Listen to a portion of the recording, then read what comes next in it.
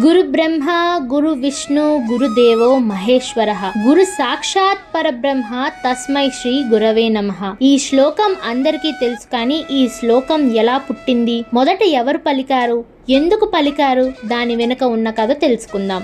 పూర్వం కౌత్సుడు అనే పేద పిల్లవాడిని విద్యాధరుడు అనే గురువు గారు తన ఆశ్రమానికి పిలుచుకొని వచ్చి తనకు తెలిసిన అన్ని విద్యలను నేర్పాడు. ఒకసారి గురువుగారు పని మీద కొన్ని రోజులు బయటకు వెళ్ళాడు. గురువుగారు తిరిగి వచ్చే వరకు కౌత్సుడు ఆశ్రమాన్ని చక్కగా చూసుకునేవాడు.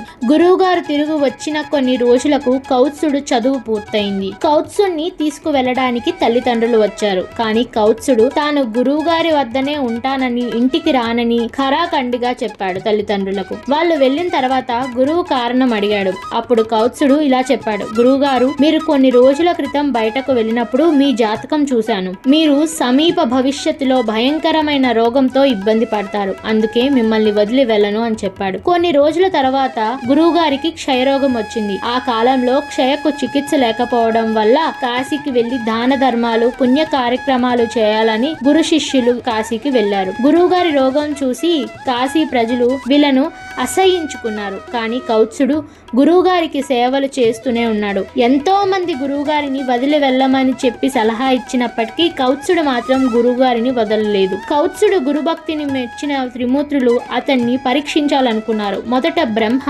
మారువేషంలో వెళ్లి గురువుని వదిలేయమని సలహా ఇచ్చాడు. కౌత్సుడు బ్రహ్మ చెప్పిన మాటలు వినలేదు. మరలా శ్రీ మహావిష్ణువు మారువేషంలో వెళ్ళి సలహా ఇచ్చాడు. కౌత్సుడు ఆ మాట కూడా వినలేదు.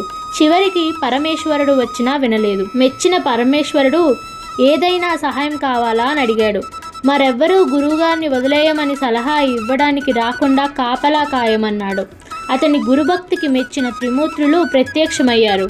కౌత్సుడికి మోక్షం ఇస్తామన్నారు. అప్పుడు కౌత్సుడు వారితో, నాకు మీ గురించి చెప్పి ఈరోజు మీరు ప్రత్యక్షం కావడానికి కారణమైన నా గురువుగారే నా బ్రహ్మ, నా గురువుగారే నా విష్ణు, నా గురువుగారే నా మహేశ్వరుడు, మీరు సాక్షాత్కారం అవ్వడానికి కారణమైన నా గురువే పరబ్రహ్మ అని అర్థం వచ్చేలా ఇలా శ్లోకం చెప్పాడు. గురు బ్రహ్మ గురు విష్ణు గురుదేవో మహేశ్వరః గురు సాక్షాత్ పరబ్రహ్మ తస్మై శ్రీ గురవే నమః. తన గురువుగారికి మోక్షం ప్రసాదించమని వేడుకున్నాడు. గురుభక్తికి మెచ్చిన త్రిమూర్తులు గురువుగారికి మోక్షం ప్రసాదించారు. ఆనందంతో కౌత్సుడు తల్లిదండ్రుల వద్దకు వెళ్ళిపోయాడు. ఇది ఈ శ్లోకం వెనుక ఉండే కథ. ఈ వీడియో మీకు నచ్చితే లైక్, షేర్ అండ్ కామెంట్ చేయండి.